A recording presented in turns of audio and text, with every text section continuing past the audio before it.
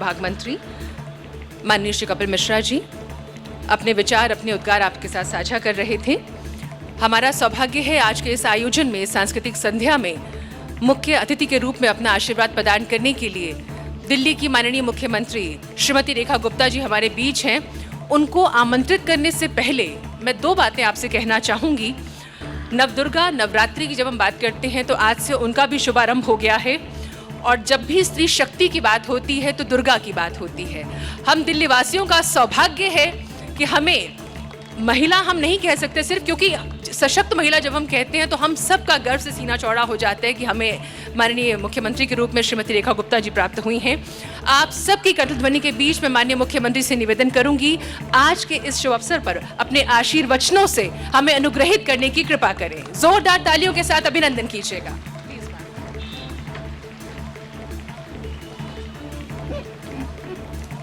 धन्यवाद।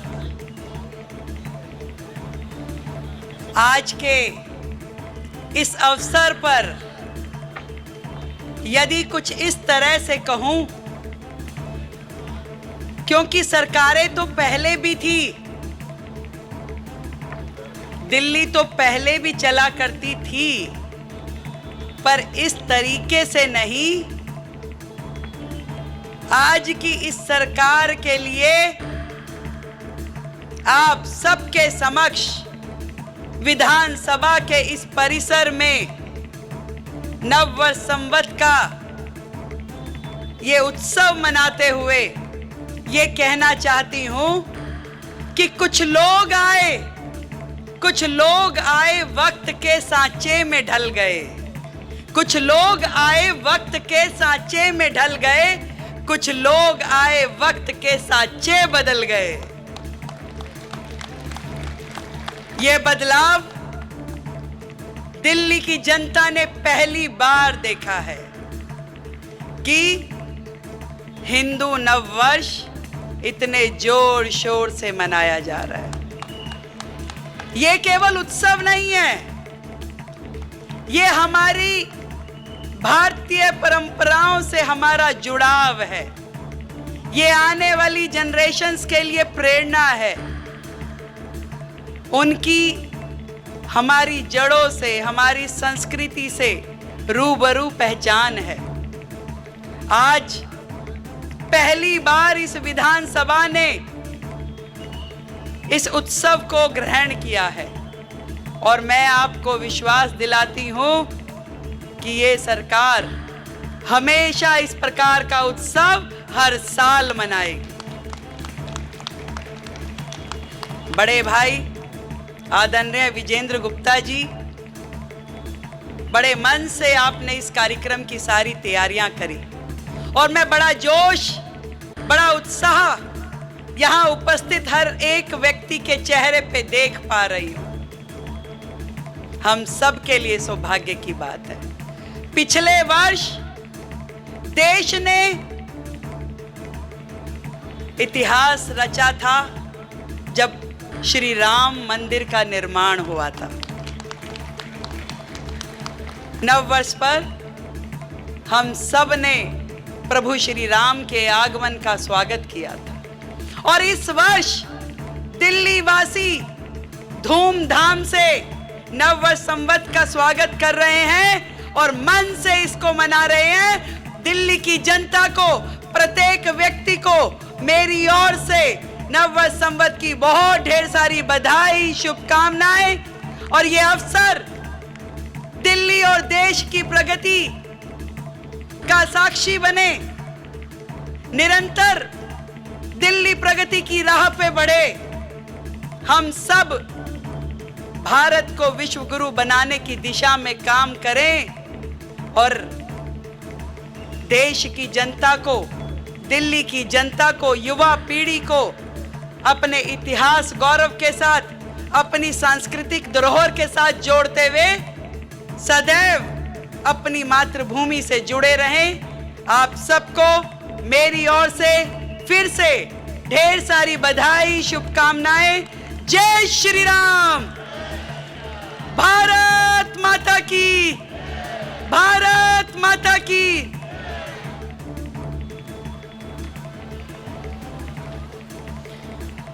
बहुत बहुत धन्यवाद, बहुत बहुत आभार माननीय मुख्यमंत्री श्रीमती रेखा गुप्ता जी।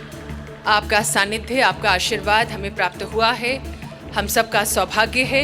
और कहना ना होगा कि आज यहाँ इस मंच, इस प्रांगण, इस परिसर के माध्यम से एक नई शुरुआत होने जा रही है। जैसा कि अभी मैम ने कहा, एक बार जोरदार तालियां दिल्ली की माननीय मुख्यमंत्री, हमारे आज के इस आयोजन की मुख्य अतिथि श्रीमती रेखा गुप्ता जी के लिए।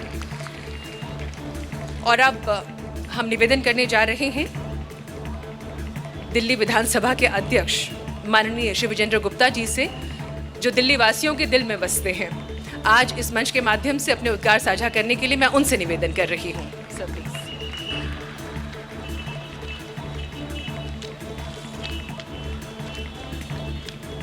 मंच पर उपस्थित दिल्ली की लोकप्रिय मुख्यमंत्री श्रीमती रेखा गुप्ता जी, हमारे बीच में उपस्थित दिल्ली सरकार के सांस्कृतिक मंत्री भाई कपिल मिश्रा जी, दिल्ली विधानसभा के उपाध्यक्ष भाई बिज जी, मोहन सिंह बिज जी, हमारे वरिष्ठ साथी दिल्ली सरकार के मंत्री भाई प्रवेश वर्मा जी, हमारे सरकार के मंत्री भाई सिरसा जी, यहाँ पर आए हुए सभी अतिथिगण, बहनों और भाइयों और साथियों, यहाँ पर मुझे इस बात की खुशी भी है कि हमारी सांसद कमल जी सहरावत और योगेंद्र चंदोलिया जी भी यहाँ उपस्थित हैं। आदरणीय पवन राणा जी यहाँ उपस्थित हैं। आप सबको मैं प्रणाम करता हूँ। आप सभी को हिंदू नववर्ष और चैत्र नवरात्रि की बहुत बहुत शुभकामनाएं। दिल्ली विधानसभा के इस ऐतिहासिक परिसर में आयोजित इस सांस्कृतिक संध्या में मैं आप सबका हार्दिक स्वागत करता हूँ। इतनी बड़ी संख्या में आप सबका यहाँ पधारना इस बात का प्रमाण है कि आप सब इस देश के सनातन धर्म और संस्कृति में कितनी गहरी आस्था रखते हैं। हिंदू नववर्ष एक नई शुरुआत करने, नए संकल्प लेने और वसंत ऋतु के इस सुहावने मौसम में जीवन को सकारात्मक ऊर्जा से भरने का अवसर है। यह केवल एक नई तारीख या नए साल का आरंभ नहीं है, बल्कि हमारी प्राचीन सभ्यता और संस्कृति का आधार है, हमारी सांस्कृतिक पहचान है। अंग्रेजी नववर्ष एक विदेशी कैलेंडर पर आधारित है, जबकि हिंदू नववर्ष भारतीय परंपरा एवं पंचांग से जुड़ा हुआ है। यह केवल एक त्योहार नहीं, बल्कि हमारी आस्था का केंद्र बिंदु है। यह हमारा महान इतिहास है, हमारी जीवंत परंपरा है, हमारी जीवन शैली है। हमें इस पर्व को पूरी श्रद्धा के साथ मनाना चाहिए। आप जानते हैं कि प्रकृति भी इस समय नई ऊर्जा से भर जाती है और नववर्ष का स्वागत करती है। इतिहासकारों के लिए सदा हैरानी का विषय रहा है कि इतने विशाल देश में जब हजारों साल पहले यातायात के साधन तक उपलब्ध नहीं थे, तब इस देश की जनता में अपने देश के प्रति प्रेम और पूरे देश में एकता की भावना कैसे उत्पन्न हुई थी। कश्मीर से कन्याकुमारी और गुजरात से असम तक सभी नागरिकों को किसी कौन सी डोर बांधे हुए है। दुनिया भर की सभ्यताएं नष्ट हो गई, लेकिन भारतीय सभ्यता कैसे सुरक्षित रही, इसका कारण है पूरे देश को एक सूत्र में पिरोने वाली इसकी सनातन संस्कृति। यह माना जाता है कि देश के भौतिक दशा में बदलाव तेजी से होते हैं और जैसे मशीनें, मकान, सड़कें, उद्योग, सुख सुविधाएं, लेकिन हमारे राष्ट्रीय आदर्श, विचार और परंपराएं नहीं बदलते। हमारा काम इनको पालन करना और इनको भावी पीढ़ी तक आगे ले जाने का होता है। हिंदू नववर्ष या नव संवत्सर के इतिहास में के बारे में आप सब जानते हैं। मैं उन बातों को नहीं दोहराऊंगा। भारतीय संस्कृति, भारतीय मर्यादा, भारतीय उत्सव, ये सब एक दिन में नहीं बने, हजारों वर्ष लग गए। भारत की अमरता, इसका सनातन धर्म, पवित्र संस्कृति, धर्मशास्त्र, महान संत, भक्ति भाव, ज्ञान और कर्म की प्रधानता, ये सब इतना विशाल है कि हम दुनिया के सामने सीना तान कर अपने देश की संस्कृति पर गर्व कर सकते हैं। भारतीय दर्शन, कर्मकांड, उपासना, योग, व्रत, उत्सव, पवित्र नदियों, पर्वतों, लोक मान्यताओं का यह क्षेत्र बहुत बड़ा है। गंगा जी, गीता, गाय माता, गायत्री मंत्र हमारी पहचान है। इस पवित्र धरती पर भगवान राम, श्री कृष्ण, महावीर, बुद्ध, चाणक्य, शंकराचार्य, गुरु नानक, रामकृष्ण परमहंस और स्वामी विवेकानंद जैसे महापुरुष हमें जागृत करने के लिए समय समय पर आए। उनका उद्देश्य था कि हम अपने धर्म और संस्कृति को कायम रखें और भारत की मूल पहचान को नष्ट ना होने दें। हमारे देश की संजीवनी शक्ति इसके कण कण में फैली सनातन संस्कृति है। विश्व के मानचित्र पर भारत ईश्वर की कला का अनूठा उदाहरण है, जहां विरोधी धाराओं में भी भारतीयता की भावना के कारण सामंजस्य है। भारतीय संस्कृति को सभी मानवीय गुणों का संगम है। यहाँ वसुधैव कुटुंबकम की कल्याणकारी भावना है, जहाँ सत्यमेव जयते का अडिग विश्वास और संकल्प है। वहीं हिंसा परमो धर्म की धरती की धुरी मानकर सभी प्राणियों की रक्षा का आह्वान है और संसार को सुखी देखने की कामना है। हमारे देश की जलवायु, भौगोलिक संरचना, प्राकृतिक संपदा के साथ लोगों का रहन सहन, खान पान, आचार विचार इतना सहज, सरल, शालीन और सद्गुणों से पूर्ण है कि अपने आप अच्छाइयाँ सामने आती रहती हैं। इन्हीं सब कारणों से भारतीय संस्कृति संसार में सदा से सराही जाती है।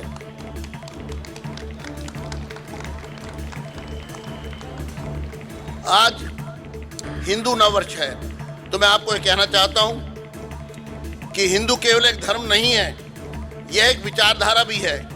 यह सबसे ज़्यादा सहनशील है, इसमें हिंसा का कोई स्थान नहीं है। इसने सबको अपनाया है। सर्वे भवन्तु सुखिना, सर्वे संतु निरामया इसका आधार है। इसने तलवार के दम पर नहीं बल्कि अपने ज्ञान के दम पर खुद को आगे बढ़ाया है। यह लचीला है, इसमें कट्टरता नहीं है। हिंदू धर्म केवल इस लोक को नहीं बल्कि परलोक को भी मानता है। यह आत्म अनुशासन पर बल देता है। यहाँ असहमति और विरोध नहीं है, संकीर्णता नहीं है बल्कि संवाद और सहनशीलता है।